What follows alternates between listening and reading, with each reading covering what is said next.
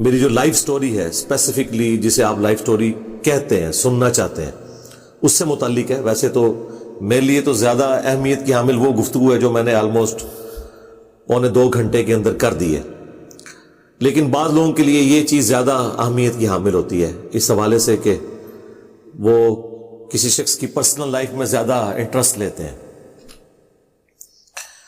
تو چند ایک ضروری گزارشات اس حوالے سے میں عرض کر دیتا ہوں۔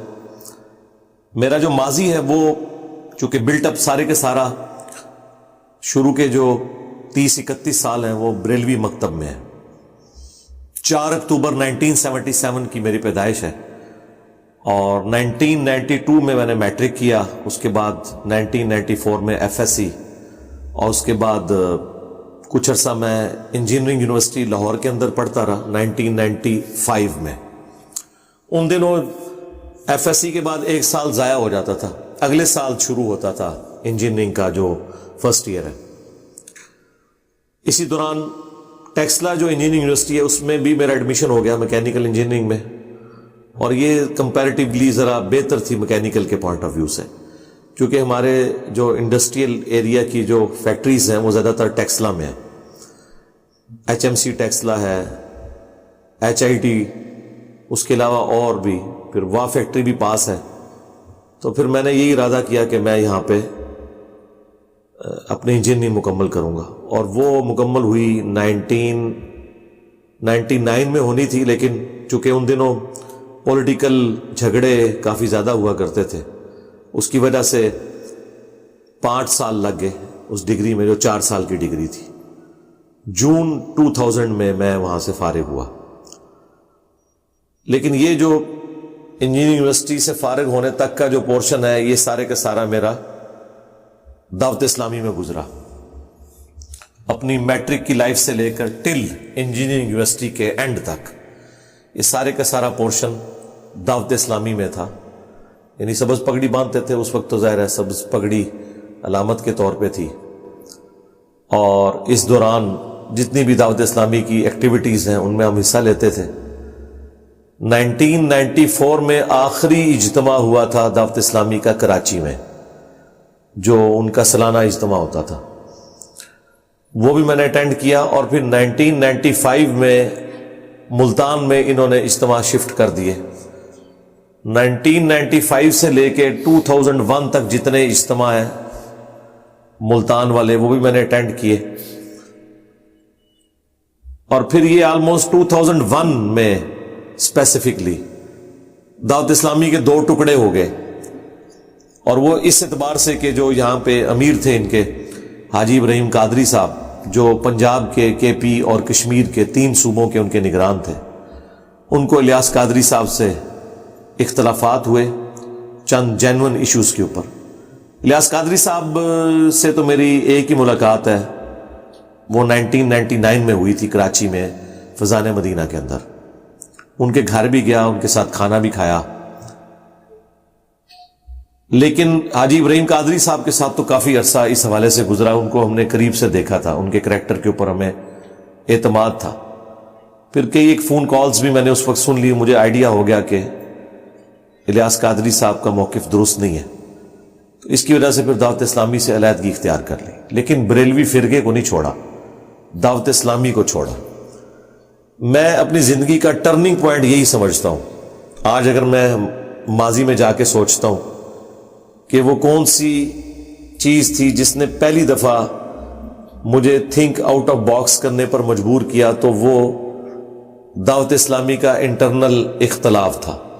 اس کی وجہ سے مجھے یہ اللہ تعالیٰ کی طرف سے رہنمائی مل گئی کہ بڑے سے بڑا شخص جس سے آپ عقیدت رکھتے ہیں اس کے قول و فعل میں تضاد ہو سکتا ہے۔ اب وہ کیا تھا، وہ میری الگ سے بھی ویڈیو ریکارڈ ہے، دعوت اسلامی کی کہانی میری زبانی، وہ آپ دیکھ سکتے ہیں۔ بہرحال چونکہ دعوت اسلامی کو چھوڑا، پھر ہم ایک آزاد بریلوی ہو گئے، اور اسی دوران میں نے ایک لائبریری سے صحیح بخاری اور صحیح مسلم ایشو کروائیں، جو کہ شرح کے ساتھ لکھی ہوئی تھی، غلام سور رضوی صاحب کی شرح صحیح بخاری اور مسلم غلام سور سعیدی صاحب کی۔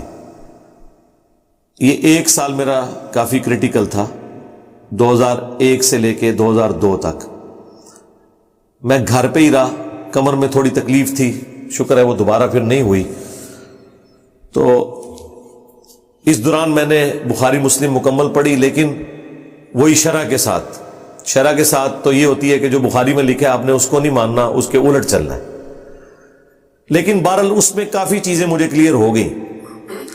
میں نے اس وقت جب بخاری مسلم پڑھی تھی تو حدیث عمار کے میرے نوٹس ابھی بھی موجود ہیں 2001-2 کے. یہ ٹاپک تو بعد میں آیا نا, لیکن میں نے وہ ساری نوٹ کی ہوئی تھی چیزیں, تو مجھے کانسیپٹ آلموسٹ کلیئر ہو گئے تھے اس حوالے سے بھی. لیکن ظاہر ہے کہ وہ ایک جو صوفیت نے پنجے گاڑے میں پوری دنیا کے اندر, اس کے چنگل سے نکلنے کے لیے آپ شروحات پڑھیں گے ان فرقوں کی کہ جنہوں نے اگر چاہیں تو کتے کو بھی حلال کر دیں, تو آپ کو کوئی ہدایت نہیں ملنے والی, سیدھی سی بات ہے. پھر ایک اور ٹرننگ پوائنٹ اس حوالے سے آیا کہ میری جاب ہو گئی اسلام آباد میں 2002 کے اندر, نیسکوم میں, NDC کے اندر as a mechanical engineer 17 grade میں, اور پھر وہیں سے میری ریٹائرمنٹ ہوئی 19 گریڈ کے اندر. تو اب جاب کے دوران میری فیملی تو جیلم میں تھی, بیوی بچے ماں باپ. 2005 آنورڈ, اس سے پہلے 3 سال تو شادی نہیں ہوئی بھی تھی, اور وہاں پہ بھی کوئی ٹائم بھی نہیں ہوتا تھا کہ پارٹ ٹائم بندہ کوئی دعوت و تبلیغ کا کام کر سکے. پہلے تو آلموسٹ 3-4 سال تو بڑے ٹف جاب میں تھے, تاریخ بدل کے ہی گھر واپس آتے تھے رات کو, صبح کے نکلے ہوئے. لیکن شادی کے بعد آہستہ آہستہ آفس میں بھی ذمہ داری اس طرح کی آ گئی کہ سٹیبل ہو گئی لائف. شام کے وقت 5 بجے کے بعد گھر میں جب آتے تھے تو فیملی کی ذمہ داری اس حوالے سے تو کوئی نہیں ہوتی تھی کہ کوئی ان کو ٹائم دینا ہے, کیونکہ فیملی تو یہاں ماں باپ کے پاس جیلم میں, تو وہاں ہم بیچلر رہ رہے تھے, چند دوست, اور کھانے پینے کا سلسلہ ہمارا کوکنگ کا ہوتا تھا. ایک کوک بھی تھے ہمارے پاس, اور آفس میں تو کھانے پینے کا ویسے ہی سلسلہ ہوتا ہے. تو پھر زیادہ وقت مل گیا اس حوالے سے کہ قرآن و سنت کو اسٹڈی کیا جائے. تو دین کے راستے پہ چلنے کے اعتبار سے جو پہلی چیز آپ سمجھ سکتے ہیں کہ آئی, وہ ایک بریلوی مکتب میں جس بندے کا بلٹ اپ ہوا ہے وہ صوفیت کی طرف مائل ہوتا ہے, کیونکہ لوگوں کو یہی بتایا جاتا ہے کہ یہ اصل میں اللہ کے نیک بندے ہیں. تو تصوف کی طرف مائل ہوا. ویسے میں انجینئرنگ یونیورسٹی میں بھی تصوف کی کتابیں پڑھ چکا ہوا تھا, یعنی ابھی میری داڑھی بھی نہیں نکلی تھی تو میں نے یہ مکاشفۃ القلوب اور کیمیاء سعادت اور کشف المحجوب, تذکرۃ الاولیاء, یہ ساری جو بابوں کی کتابیں یہ میں نے پڑھی ہوئی تھیں, اور ہم بھی کوئی بابا بننے کے راستے پر ہی چلنا چاہتے تھے. اس لیے میں اکثر کہتا ہوں کہ اگر آپ نیک نیتی کے ساتھ غلط راستے پر بھی چل پڑیں تو اللہ تبارک و تعالیٰ آپ کو کان سے پکڑ کر سیدھے راستے پہ چلائے گا, اگر آپ اللہ تعالیٰ کے ساتھ مخلص ہیں. یہ ذہن میں رکھیے گا. کئی لوگ جو نبی صلی اللہ علیہ وآلہ وسلم کے ساتھ دشمنی رکھنے والے تھے, آپ کے قتل کے ارادے سے نکلے, اللہ تعالیٰ نے انہیں بھی ہدایت دے دی. یہ اللہ تعالیٰ کے فیصلے ہیں, وہ جسے چاہے ہدایت دے دیتا ہے, لیکن اس کے لیے اخلاص شرط ہے. بہرحال پھر سے تصوف کی طرف رجحان ہوا, اور سیکنڈ ٹرننگ پوائنٹ اس حوالے سے آیا کہ میرے ایک قریبی دوست میرے لیے نا وہ ڈرامے کی CD لے کے آئے, وہ من چلے کا سودا. وہ تو ہے ہی ساری تصوف کی کہانی. اشفاق احمد صاحب کا ایک ڈرامہ سیریل لگتی تھی 80s کے اندر, بلکہ 90s میں. اس زمانے میں بھی جو لوگ تصوف کی لائن کے لوگ تھے وہ بڑے شوق سے اسے دیکھا کرتے تھے کہ یار یہ کمال کی ڈرامہ سیریل ہے. تو وہ ہم نے دیکھنی شروع کی. اس کے بعد اس میں ایک امیر شخص کی سٹوری ہے جو کروڑ پتی ہوتا ہے اور وہ فیکٹری آنر ہوتا ہے, پھر وہ سب کچھ چھوڑ کے اللہ کے راستے پہ آ جاتا ہے. وہ انسان کے اندر بڑی موٹیویشن پیدا کرتا ہے. تو موٹیویشن انیشلی وہاں سے بھی پیدا ہوئی اس حوالے سے کہ اللہ کے راستے پہ چلنا ہے.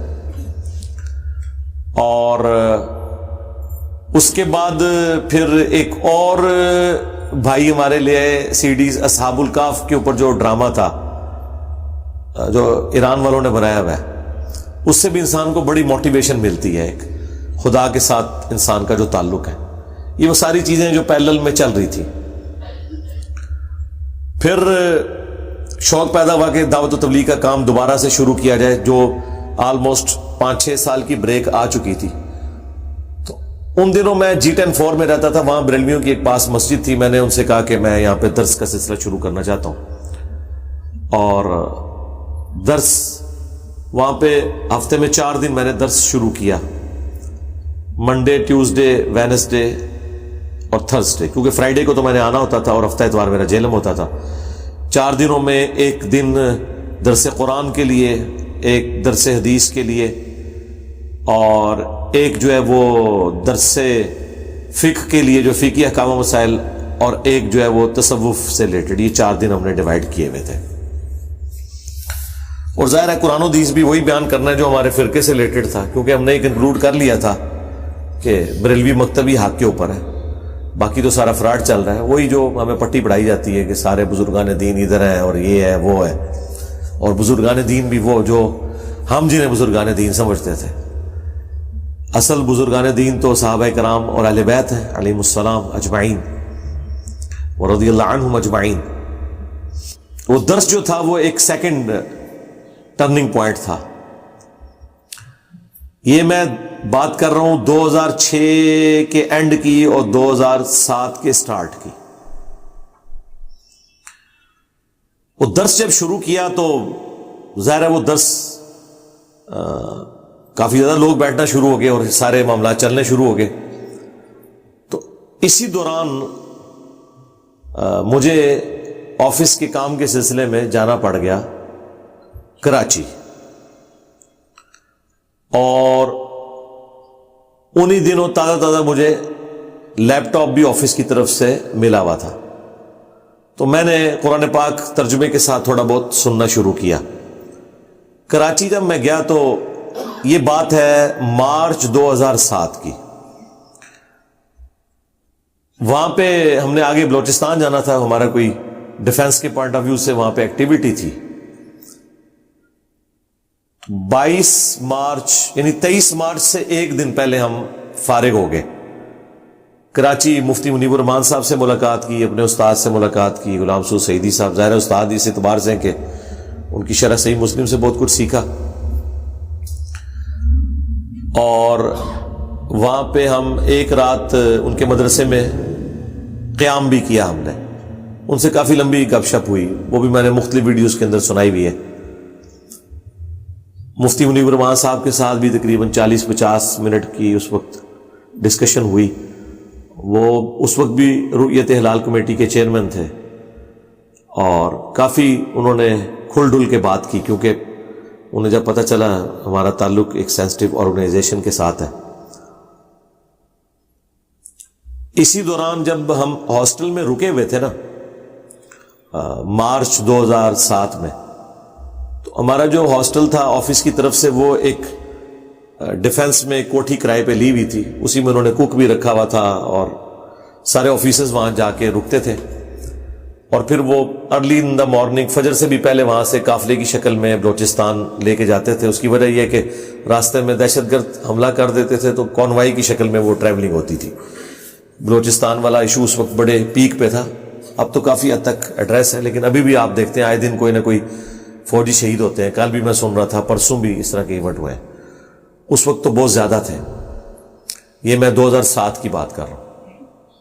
تو زور سے تھوڑی دیر پہلے ہی میں وہاں پہ پہنچا تو میں نے چوکیدار سے کہا کہ میں نے نماز جو ہے نا وہ جماعت سے پڑھنی ہے. تو اس نے کہا سر مسجد تو ادھر سے کافی دور ہے، 15-20 منٹ کی واک ہے. میں نے کہا یار اور تو کام ہم نے کوئی کرنا نہیں، لیکن نماز میں نے مسجد میں جماعت سے پڑھنی ہے. تو اس نے کہا جس طرح آپ جائیں تو یوں مسجد آگے آ جائے گی. اب جب میں وہاں پہنچا 15-20 منٹ کے بعد، تو وہ مسجد ایسی جگہ پہ تھی کہ وہاں سے سمندر کی آواز بھی آتی تھی، ویوز کی، یعنی وہ بالکل ساحل سمندر کے قریب تھی ڈیفنس میں. وضو کیا. اب میں دل میں سوچ رہا تھا کہ اگر یہ دیوبندیوں کی مسجد ہوئی, انہوں نے تو دوسری جماعت نہیں کروانے دینی. تو میں نے پہلے جا کے مسجد, بہت بڑی مسجد, میں نے اس میں جا کے دیکھا کہ یا اللہ یا رسول اللہ لکھا ہوا ہے تو کچھ بھی نظر نہیں آیا, یا اللہ مدد بھی نہیں نظر آیا, ہاک چار یار بھی نہیں نظر آیا. میں نے کہا یہ کون سے فرقے کی مسجد ہے. بہرحال میں نے جب وضو کیا تو وہاں جو نمازی تھے, وضو کرنے والے جو لیٹ ہوئے تھے, جماعت تو ہو چکی بھی تھی, تو میں نے ان سے کہا کہ ہم جماعت کروا کے نماز پڑھتے ہیں, 27 گنا ثواب مل جائے گا. انہوں نے کہا جی بالکل کروائیں جماعت. میں نے کہا یار یہ عجیب مسجد ہے, نہ یہ بریلویوں کی لگ رہی ہے, اگر دیوبندیوں کی ہوتی تو انہوں نے جماعت نہیں کروانے دینی تھی. اور جماعت کروا کے نماز پڑھی. بعد میں نے پوچھا کس فرقے کی مسجد ہے, انہوں نے کہا یہ کسی فرقے کی مسجد نہیں ہے. میں نے کہا یہاں پہ کوئی لائبریری ہے, کوئی مولوی ہو, میں اسے ملوں, مجھے پتا چلے یہ کون سی ایسی مسجد ہے جو مجھ سے اوور لک ہے. تو انہوں نے کہا بیسمنٹ میں نا ایک کتاب خانہ بنا ہوا ہے, وہاں آپ چلے جائیں. وہاں میں جب گیا تو میں نے وہ کتب خانہ دیکھا اور سیڈیز دیکھی تو پتا چلا یہ تو ڈاکٹر اسرار صاحب کی مسجد ہے. میں نے دل میں کئی ایک گالیاں نکالی ان کو. میں نے کہا اچھا یہ اس گمراہ کی مسجد ہے. ظاہر ہے ہم تو انہیں گمراہ ہی سمجھتے تھے, وہ تو آج ہم اپنا استاد مانتے ہیں انہیں رحمہ اللہ تعالی. تو خیر کتابیں وغیرہ دیکھی تو ایک سی ڈی مجھے وہاں سے ملی, قرآن اور اقبال. میں نے اس وقت وہ اس نیت سے لی تھی کہ شاید ڈاکٹر اقبال کے اوپر جرح کی ہوگی ڈاکٹر اسرار صاحب نے. یہ میرے دماغ میں بھی نہیں تھا کہ یہ سی ڈی اس اعتبار سے ہے کہ ڈاکٹر اقبال کی تعلیمات قرآن پڑھنے کے اوپر ایمفسائز کرتی ہیں, یہ میرے دماغ میں نہیں تھا. میں نے اس سے نیگیٹو انٹینشن سے سی ڈی کو اٹھایا اور وہ میں نے سی ڈی خرید لی. اس وقت سی ڈی ہی ہوا کرتی تھی. یوٹیوب کا بوم تو 2010-11 میں آیا نا, میں 2007 کی آپ کو بات کر رہا ہوں. اس وقت سی ڈی استعمال ہوا کرتی تھی.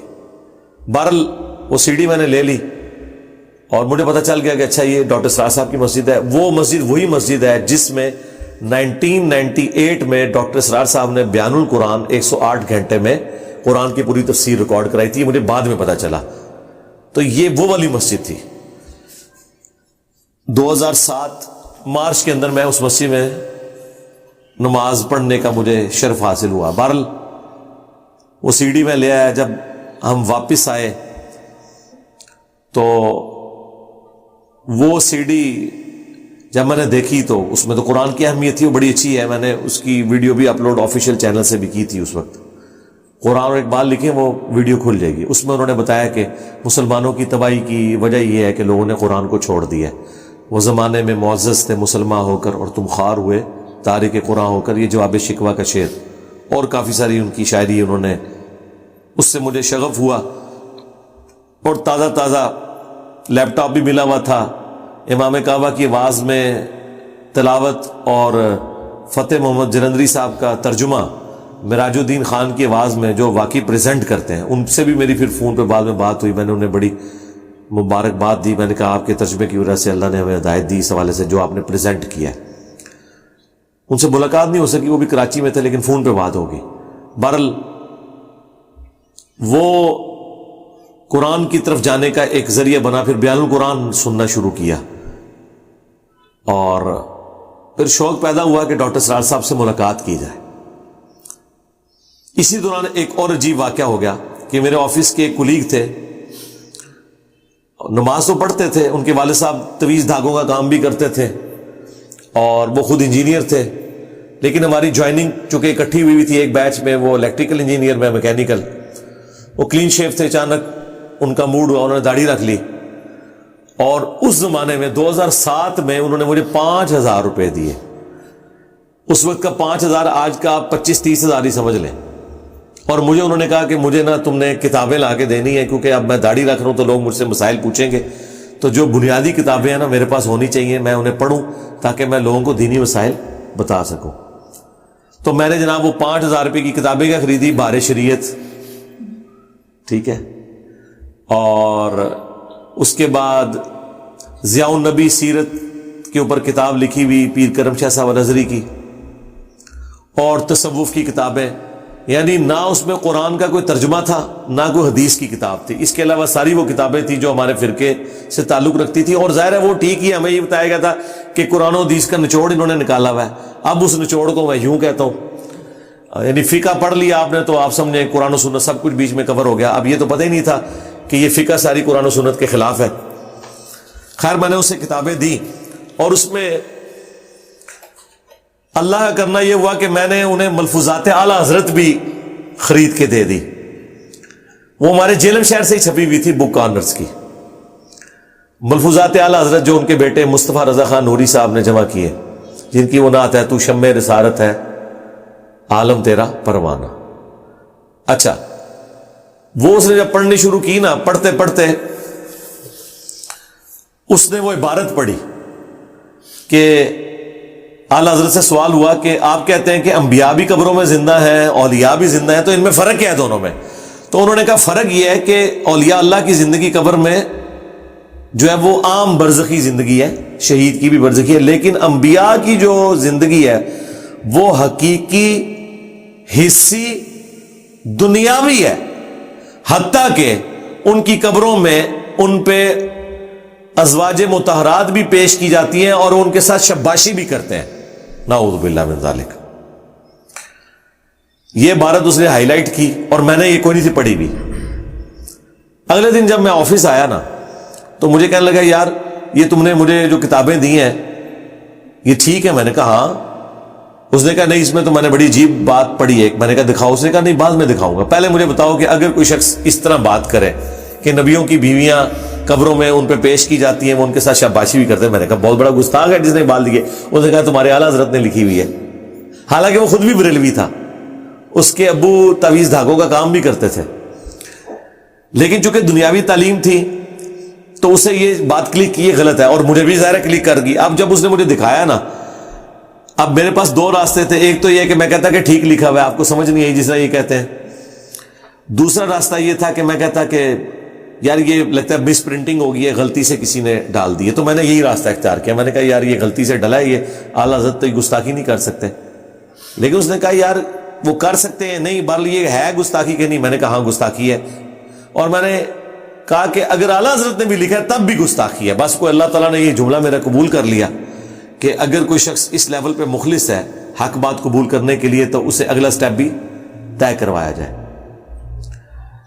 اور اسی دوران ہم ڈاکٹر اسرار صاحب کے ساتھ بھی جڑ چکے تھے. دو تین دوست جو اس تحقیق میں تھے اکٹھے رہتے تھے. ساروں نے اپنی بیویاں اپنے ماں باپ کے پاس رکھی ہوئی تھیں، خود ادھر ہوتے تھے، اور ہمارا جو پارٹ ٹائم ہے وہ تحقیق ہی ہوتا تھا کہ آج ہم نے اس مسئلے پہ تحقیق کرنی، یہ کرنی وہ کرنی. بہرحال جب یہ اعلیٰ حضرت والا ایک بند ٹوٹا پلس ڈاکٹر اسرار صاحب کا تعارف ہوا تو توحید کلیئر ہونی شروع ہوگی. جب توحید کلیئر ہوتی ہے تو اندر سے آگ لگتی ہے. جب آگ لگتی ہے تو وہ آگ ہم نے بجھانی اس طرح شروع کی کہ جو مسجد میں نے درس شروع کیا ہوا تھا نا بریلویوں کی، تو میں نے توحید کے اوپر بھی تھوڑا تھوڑا بولنا شروع کر دیا. بس وہ 2-4 دن ہی اور پھر درس چلا. وہ درس پھر ہمارا کمیٹی نے بند کروا دیا. انہوں نے کہا یہ تو آپ کچھ اور کرنے آئے ہیں. اچھا حالانکہ ہم کچھ بھی کرنے نہیں آئے تھے، نہ ہم نے کچھ سوچا ہوا تھا، نہ ہمارا یہ موقف تھا کہ بریلوی گمراہ ہے. ایسا تو ہے ہی نہیں تھا. ہم یہ سمجھتے تھے یہی حق پہ چند خرابیاں دور ہو جائیں گی. جس طرح کافی عرصہ تک ہم یہ سمجھتے رہے کہ اہل حدیث فرقہ جو ہے وہ توحید کے اوپر ہے، بس یہ چند خرابیاں دور ہو جائیں گی. وہ تو ہمیں پتہ چلا کہ جب فرقہ بن گیا تو اس سے بڑی تو کوئی اور خرابی ہی نہیں ہے. آپ کوئی نام لیتا رہے بے شک قرآن و سنت کا، وہ تو توفیق ہی اٹھ جاتی ہے انسان سے. بہرحال درس جب بند ہوا تو یہ سمجھ لیں ایک دوسرا سٹروک تھا جو لگا مجھے. میں نے کہا یار یہ کیا، ہم اصلاح کی بھی کوشش کریں ہمارے ساتھ یہ. اسی دوران مجھے کسی نے بتایا کہ یہ جو آپ بہکی باتیں کر رہے ہیں نا توحید کے اوپر، تو ایک اور بندہ بھی ہے جو اس قسم کی بہکی باتیں کرتا ہے اور ہے وہ بریلوی، اور وہ ایک درگاہ کا گدی نشین بھی ہے، اور وہ درگاہ بھی پاکستان میں سب سے بڑی درگاہوں میں سے ہے، گولڈا شریف. اور اس کا وہ گدی نشین ہے پیر نصیر الدین نصیر رحمہ اللہ. فوت ہو گئے اس وقت تو خیر زندہ تھے وہ. تو میں سیدھا گولڈا شریف پہنچ گیا. حالانکہ گولڈا شریف میں پہلے بھی جایا کرتا تھا. یعنی جب میری جاب ہوئی 2002 میں، میرا جو ہاسٹل تھا F11 میں وہ تقریباً 1-1.5 کلومیٹر دور تھا. تو میں پیدل گولڈا شریف ہی عصر سے لے کے عشاء تک وہیں وقت گزارتا تھا. آفس سے واپس آئے عصر کے وقت سیدھا ادھر پہنچ کے پھر عشاء پڑھ کے آتے تھے. ظاہر ہے کہ بزرگ بننا کوئی آسان کام تو نہیں ہے، اس کے لیے مزاروں پہ چیلا کاٹنا پڑتا ہے. معین الدین چشتی نے بھی تو چیلا کاٹا ہے، داتا دربار پہ تو کچھ ملا ہے. تو میں نے وہ چیلا کاٹا تھا گولڈا شریف پیر میلچے صاحب کے دربار پہ. تو وہاں وہ میرا سلسلہ 2002 سے لے کے 2004 تک مسلسل 2 سال تک تھا. پیدل جاتا تھا، پیدل آتا تھا، بیچ میں زمینیں تھیں اس وقت، اب تو خیر وہ بھی ساری وادی ہو چکی ہے، کیونکہ ہم F11 میں تھے، وہ E11 بنتا ہے. خیر جب پیر نصیر الدین صاحب کا پتہ چلا تو میں نے ارادہ کیا کہ انہیں ملے. پہلے گولڈا شریف گئے، میں نے کہا پہلے میں ان کی کتابیں پڑھ لوں. میں کتابیں لے کے آیا ان کی، پیری مریدی کی شرعی حیثیت، اس میں صرف مٹی پلیت کی ہوئی ہے انہوں نے پیروں کی. عام آدمی کو سمجھتا ہے انہوں نے پیری مریدی ثابت کی ہوگی، اس میں انہوں نے یہاں تک لکھا ہے جس نے آج کے دور میں اپنا ایمان بچانا ہے تو پیروں سے بچتا ہے. ٹھیک ہے. اور ایک دوسری کتاب انہوں نے لکھی الجواہر التوحیدیہ فی التعلیمات الغوثیہ، شیخ عبد القادر جیلانی کی تعلیمات کی روشنی میں توحید کے موتی. اور ان کی کتاب جو فتوح الغیب ہے وہ اتنی زبردست کتاب ہے توحید پہ کہ اس کتاب کی شرح امام ابن تیمیہ نے لکھی. امام ابن تیمیہ جو ہے وہ عبد القادر جیلانی کو بہت آئیڈیلائز کرتے ہیں توحید کے حوالے سے. تو امام ابن تیمیہ نے شیخ عبد القادر جیلانی کی کتاب کی شرح لکھی. ان دونوں میں 200 سال کا فرق ہے.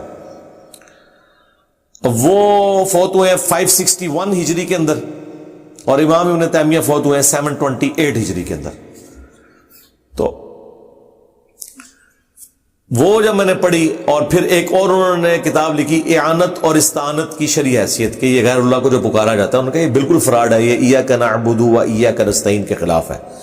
ٹوٹلی انہوں نے توحید صحیح والی بیان کی. انہوں نے کہا یہ شرک کر رہے ہیں جو کچھ کر رہے ہیں. اور ان کا چاہے پرانے بزرگ لکھ کے گئے، ہماری کوئی ذمہ داری نہیں ہے. زیادہ سے زیادہ اسلام میں توسل ہے کہ آپ کسی بڑی ہستی کا واسطہ وسیلہ اللہ کو پیش کریں. اور انہوں نے کہا یہ بھی کوئی ضروری نہیں ہے، لیکن اگر کوئی کرے تو یہ جائز ہے، لیکن مانگنا اللہ ہی سے ہے. بابے سے نہیں مانگ سکتے، کسی فرشتے سے، پیغمبر سے، کسی بزرگ سے نہیں مانگ سکتے. اچھا اب یہ بہت بڑی چیز تھی، یہ سب سے بڑا سٹیپ ہی ہے ایاک نعبد و ایاک نستعین. خیر یہ مسئلہ جب کلیئر ہوا تو میں بڑے شوق سے پیر نصیر الدین صاحب کو ملنے گیا. 2007 میں ان کے گھر پہ ملاقات ہوئی، بڑے اچھے طریقے سے انہوں نے ڈیل کیا، اور لوگ بھی آئے ہوئے تھے. اور وہاں میں نے یہ منظر اپنی آنکھوں سے دیکھا کہ ایک کوئی بوڑھی سی عورت آئی ہوئی تھی، اس نے اپنے دوپٹے سے نا کھول کے نا 50 روپے کا نوٹ نا نذرانے کے طور پہ جب ان کو دیا، انہوں نے کہا مائی کی کرنی پی ہے، ایسے پڑھ کے انہوں نے پیچھے نوٹ پھینکا. انہوں نے کہا یہ اگ میرے تو دور رکھ. پنجابی میں وہ بول رہے تھے، وہ جو پنڈی کے لوگوں کی ہے ٹپیکل پنجابی.